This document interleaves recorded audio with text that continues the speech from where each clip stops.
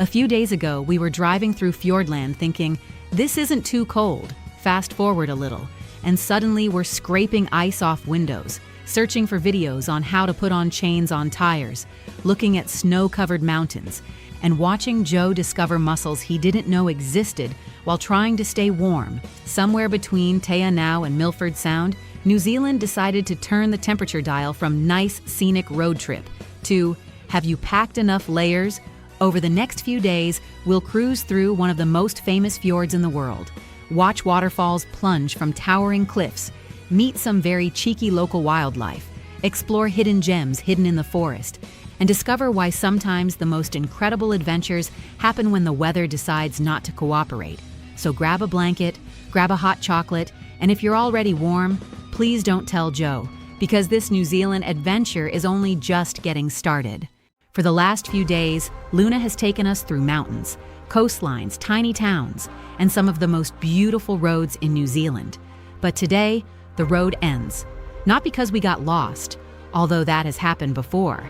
Today, the road literally stops, because the place we are heading cannot be reached by road at all. Our destination is Doubtful Sound, known in Maori as Pattaya, one of the largest and most remote fjords in New Zealand, and getting there requires boats, a mountain pass, another boat, and a whole lot of wilderness. The day begins in Te Anau, a town often called the gateway to Fiordland.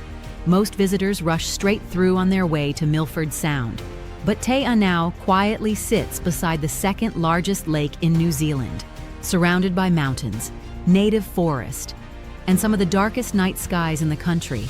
It feels peaceful, like the last friendly outpost before the wilderness takes over.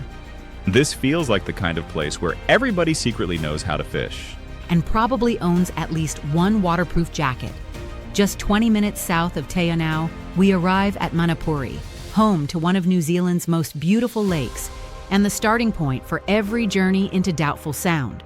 Luna gets a well-earned rest in the visitor parking area, because from here, the only way forward is by water, and that is when things start feeling much more adventurous.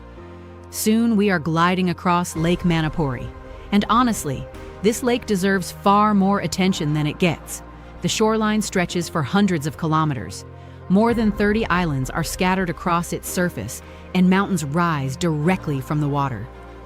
In the 1960s, this lake became the center of one of New Zealand's most important conservation campaigns, when thousands of people united to protect it from being razed for hydroelectric development. Many historians consider it the beginning of New Zealand's modern environmental movement. So this beautiful lake helped change the country's conservation future. Not bad, for a place most people drive straight past as we cross the lake. The scale of today's journey becomes clear. Many people know Milford Sound, but Doubtful Sound is enormous. It stretches roughly 40 kilometers inland, making it significantly larger than Milford Sound. And because there is no direct road access, far fewer visitors ever make it here, which means fewer crowds, more wildlife, and a very different experience. Imagine discovering a famous attraction, then removing most of the people. That is Doubtful Sound. After the boat crossing, we board a coach with some unexpected rain and begin climbing Wilmot Pass, one of the most isolated roads in New Zealand. This road was built during construction of the Manapuri hydroelectric project and remains the only road in Fjordland that was not built for public transportation purposes. Every corner reveals another amazing waterfall, another giant tree, another view that makes you immediately reach for a camera. Ancient rainforest surrounds us, covered in mosses, ferns, and trees that seem older than time itself. Then the coach reaches the summit, and suddenly everyone becomes quiet, because spread out below us is our first view of Doubtful Sound. Dark water winding through mountains, dense rainforest covering every slope, clouds drifting between towering peaks. Even on misty days, the landscape feels extraordinary. Actually, especially on misty days, the fog makes the entire fjord feel mysterious, almost untouched. This really looks like the kind of place fantasy movies wish they could film in. The awkward part is that reality got here first. The road descends toward Deep Cove, and this is where the wilderness truly begins. Just mountains, rainforest, and water, then waiting at the dock. Our vessel appears, and suddenly, the scale of this adventure feels very real. As the boat glides deeper into Doubtful Sound, the cliffs grow taller, waterfalls tumble from impossible heights, and the water below appears almost black. That dark color comes from tannins washed down from the rainforest, creating a unique, freshwater layer above the seawater. It gives the fjord an almost mirror-like appearance, and somehow makes the scenery feel even more dramatic. Then comes the moment everybody talks about afterwards. The engines stop completely, and for a few minutes, there is nothing. No vehicles, no roads, no city sounds, no background noise, just birds, wind, waterfalls, and nature. The silence is so complete, it almost feels loud, and in a world full of constant noise, that might be the most extraordinary thing about this place. Then the wildlife begins to appear.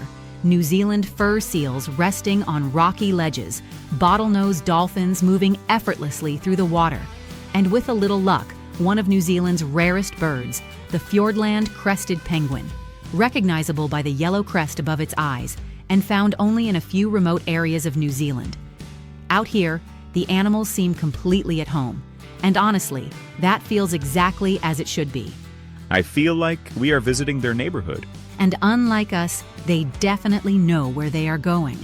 As evening approaches, the dining room begins to fill, and after several days of campervan meals, this feels slightly luxurious. Large windows overlook the fjord, mountains reflect on the water, and the buffet seems determined to make everyone happy. One day, you are making toast beside Luna. The next, you are having dinner in one of the most remote wilderness areas on Earth. That is quite the upgrade. Today was not about adrenaline or speed or ticking off attractions. It was about slowing down, crossing lakes, traveling through rainforest, and discovering a place that still feels truly wild.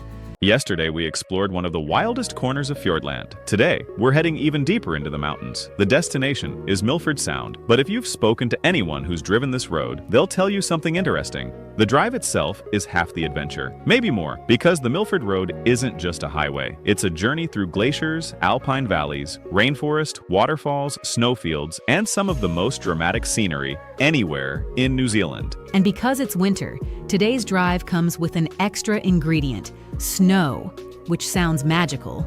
And it is, provided you've remembered where you packed your gloves.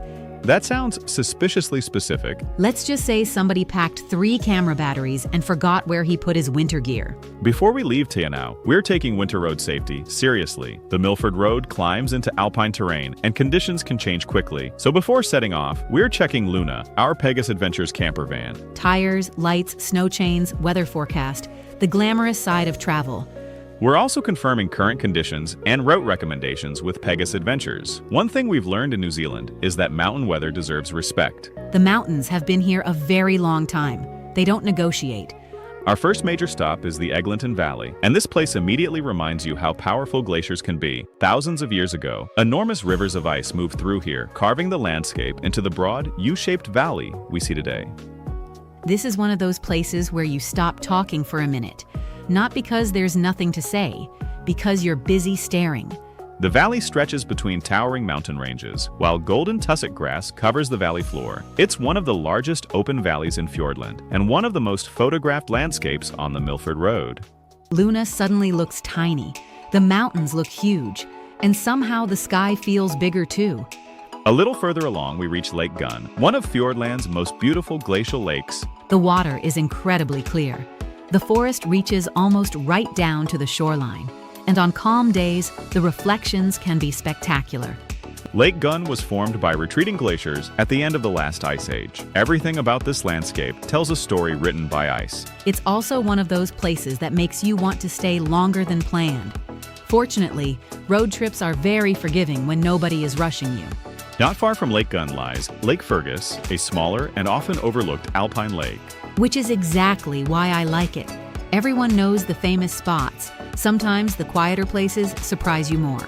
Surrounded by mountains and native forest, Lake Fergus offers a glimpse of Fjordland without the crowds. The scenery here feels peaceful and untouched. It's the kind of place where you can hear the wind moving through the trees and absolutely nothing else. As we continue climbing, the waterfalls start appearing, and today's conditions are perfect. Recent rain means water is pouring down mountainsides throughout the region. This is where Fjordland starts showing off, again. Falls Creek Falls is one of the most impressive examples. Water tumbles down steep cliffs surrounded by dense rainforest and alpine terrain. The amazing thing is how alive everything feels after rain. The rivers are stronger, the waterfalls are louder, the entire landscape seems to wake up. Next stop, Monkey Creek. Despite the name, there are no monkeys. I checked several times, still no monkeys. The creek is fed directly by alpine water sources and is famous for its remarkable clarity. Many travelers stop here simply to admire the scenery. And because it looks like somebody installed a giant mountain water filter, the water is unbelievably clear. This is also one of the places where you might encounter Kea, and that means it's time to prepare Luna. If you've never met a Kea before, imagine a feathered engineer with unlimited curiosity. They're the world's only alpine parrot and one of the most intelligent bird species on Earth. Which means every roof vent, rubber seal, and windscreen wiper suddenly becomes fascinating. So we begin the important process known as Kea proofing, checking vents, checking seals, checking anything that looks remotely entertaining to a curious parrot. Meanwhile, the Keas are looking at us like they're planning a heist. One very important rule here, never feed the Kea. It's prohibited and harmful to the birds. They are perfectly capable of finding natural food without human help. The higher we climb, the more dramatic the scenery becomes, and eventually, we reach the Gertrude Valley lookout. This view feels enormous. Steep granite walls rise on either side, snow sits on higher slopes, and clouds drift through the valley below. The valley was carved by glaciers over thousands of years. Today, it remains one of the most spectacular alpine landscapes in Fjordland. It's the kind of place that makes you feel very small, in the best possible way.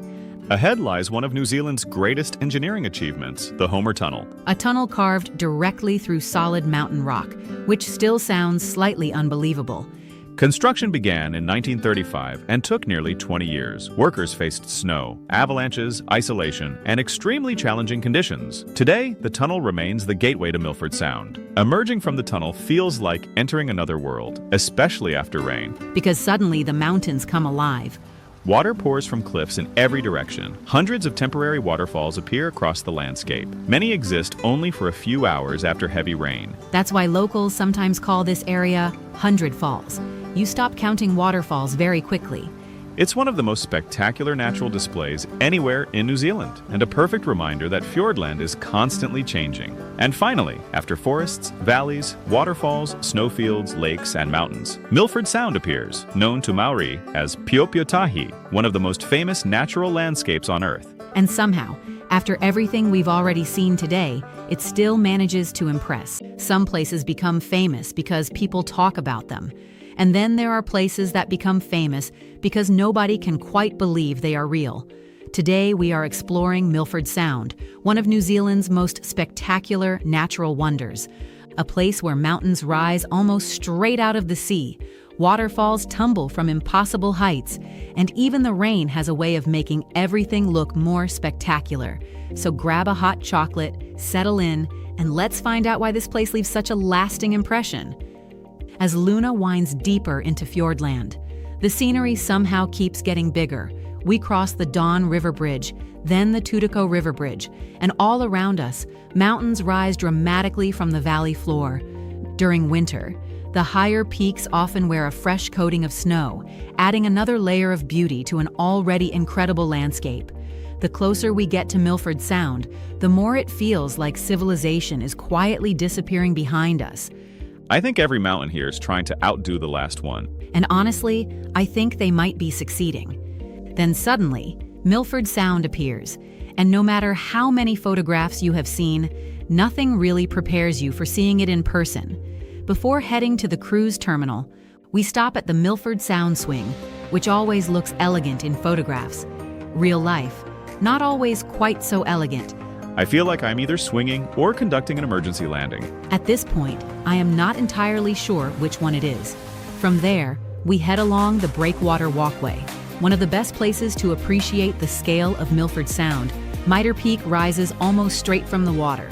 Standing 1,692 meters tall, making it one of the most photographed mountains in New Zealand. And when clouds drift around the summit, it somehow becomes even more impressive. Soon, it is time to leave the shore behind, because the best way to experience Milford Sound is from the water. As the boat pulls away from the terminal, the cliffs seem to rise higher, the waterfalls appear larger, and the scale becomes almost impossible to capture on camera. Milford Sound is actually a fjord, not a sound. It was carved by glaciers during the ice ages, creating the dramatic landscape we see today. And every direction feels like a postcard. Our first major landmark is Bowen Falls, the tallest permanent waterfall in Milford Sound, dropping approximately 162 meters. The waterfall also supplies water and hydroelectric power to Milford Sound Village. But from out here, it is simply spectacular. The roar echoes around the cliffs, mist drifts through the air, and the sheer power of the water is impossible to ignore. This is Fjordland doing what Fjordland does best, showing off. Further into the fjord, more waterfalls begin to appear. And after rain, a remarkable sight often appears on the cliff face. The Four Sisters, four waterfalls flowing side by side down the rock wall. When conditions are right, it looks like the mountain has suddenly come alive. Then comes Fairy Falls, gracefully tumbling through rainforest before reaching the sea. One thing many visitors do not realize, Fjordland receives around 7 meters of rain every year, making it one of the wettest inhabited places on Earth. And heavy rainfall can create hundreds of temporary waterfalls across the cliffs, which means rain here is not bad news. It is part of the attraction. So this is the only place where rain actually improves the view. Exactly. Nature's version of upgrading to premium. As we continue deeper into Milford Sound, the cliffs become even more dramatic. The overhang towers above us, a huge rock face extending over the water. Looking up, you cannot help but feel incredibly small. Then we pass Fox Point, where steep mountains plunge directly into the fjord. What many visitors do not realize is that Milford Sound reaches depths of over 290 meters in places, creating a unique underwater environment that supports a surprising variety of marine life. This is the moment where many visitors simply stop talking, not because there is nothing to say, but because the scenery has completely stolen the conversation. The remote Fiordland coastline is also habitat for one of New Zealand's rarest penguins, the Fiordland crested penguin. Recognizable by the distinctive yellow crest above its eyes, these remarkable birds spend much of their lives at sea, returning to remote coastal areas to breed. Sightings are never guaranteed, but knowing they live in these wild landscapes somehow makes this place feel even more special. Eventually, the fjord begins to widen, opening toward the Tasman Sea. The mountains spread apart, the horizon stretches further, and the wilderness feels endless. Out here, you begin to understand just how vast Fjordland really is. Everything feels bigger: the sky, the cliffs, and the adventure itself. As we turn back toward Milford, we stop at one of the most entertaining wildlife locations in the fjord, Seal Rock, home to New Zealand fur seals. Some are sleeping, some are stretching, and some appear completely committed to doing absolutely nothing, which honestly seems to be a skill they have mastered. Passing kayakers and other vessels, the scale of Milford becomes even clearer. Tiny people, tiny boats, very large mountains. I suddenly feel much smaller than I did this morning. That tends to happen a lot around here. Back on shore, we stop at the Milford Sound Cafe and Information Center for a well-earned lunch and one final look at the mountains. Then comes the important part, checking on Luna, because Fiordland's unofficial parking inspectors have arrived. The key: the world's only alpine parrot, highly intelligent, incredibly curious, and sometimes a little too interested in parked vehicles, rubber seals, roof racks, windshield wipers. Nothing seems safe. I think that one is inspecting the van. I think that one is preparing a maintenance report. Before we leave, we do a full security check, making sure everything is exactly where we left it. Thankfully, Luna survives another encounter with Fjordland's feathered troublemakers. Milford Sound is one of those rare places that actually exceeds expectations. Waterfalls, wildlife, towering mountains, and scenery that feels almost impossible to fully capture. From Bowen Falls to Seal Rock to the mist drifting around Mitre Peak, every moment feels memorable. And somehow, the memories stay with you long after the cruise is over. Because Milford Sound is not just somewhere you visit, it is somewhere you experience. Today we're heading back along one of the most beautiful roads in New Zealand, the Milford Road, and somehow, it looks completely different every time you drive it. That's the strange thing about Fjordland. The mountains don't move, the valleys don't change, yet every journey feels brand new. Before setting off, we gave the camper van a quick morning once-over. Tires looked good, everything was secure, no unexpected surprises, which is exactly how you want to start a day surrounded by mountains. Because trust me, finding a loose cupboard halfway around a corner is an adventure nobody needs. The further we drive, the more dramatic the scenery becomes. Mountains rise straight out of the forest, waterfalls appear on distant cliffs, clouds drift between peaks like they're part of the landscape design team. Fiordland National Park covers more than 12,000 square kilometers, making it one of the largest protected areas in New Zealand. And standing here, that scale feels very real. You don't just see the landscape, you feel it. Everything is bigger, wilder, older, and somehow a little humbling. Honestly, this road doesn't know how to be ordinary. Today's main stop is called the Chasm, which already sounds dramatic, and thankfully, it delivers. A short walking track leads through native forest toward the Cledu River. At first, all you hear is rushing water, a distant roar hidden among the trees. Then it gets louder and louder and louder until suddenly, you reach the viewing platforms, and nature starts showing off. At first glance, it looks like a beautiful river. Then you notice the rock, smooth, curved, twisted into shapes that almost don't look natural. Over thousands of years, the Cledu River has carved these formations into solid stone. Not with machinery, not with tools, just water. Tiny stones get trapped in natural hollows. The current spins them around continuously, grinding deeper and deeper into the rock, creating giant bowls and swirling shapes known as potholes. Which means we're basically looking at a sculpture gallery, except the artist is a river, and it's been working on the project for thousands of years. Watching the water swirl through these rock formations is hypnotic. The power is incredible, yet somehow the shapes look delicate, almost artistic. It's hard to imagine that something as soft as water can shape something as hard as rock, but given enough time, water becomes unstoppable. Honestly, if rivers had resumes, this one would be very impressive. Can carve mountains, excellent under pressure, works well for several thousand years. Just when we thought the river was the star of the show, a tiny bird appears, the South Island robin, and despite its size, it has absolutely no shortage of confidence. Unlike many birds that fly away when people approach, these robins are often curious, very curious. Sometimes they'll hop surprisingly close to investigate visitors. And honestly, the way this little bird was watching us, I felt like we were the attraction, not the other way around. The South Island robin has a clever trick. It often follows hikers through the forest, not because it's friendly, although it certainly looks friendly. It's because people disturb insects as they walk, and the robin knows this creates easy feeding opportunities. So basically, we've become unpaid catering staff.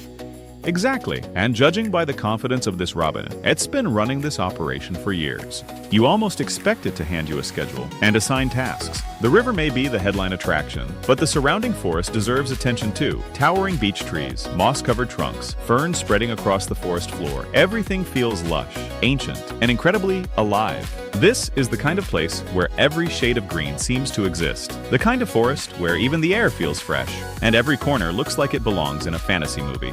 As we begin the journey back, the afternoon light starts transforming the landscape. The mountains glow, the valleys deepen in color, and waterfalls shine like silver ribbons against dark rock.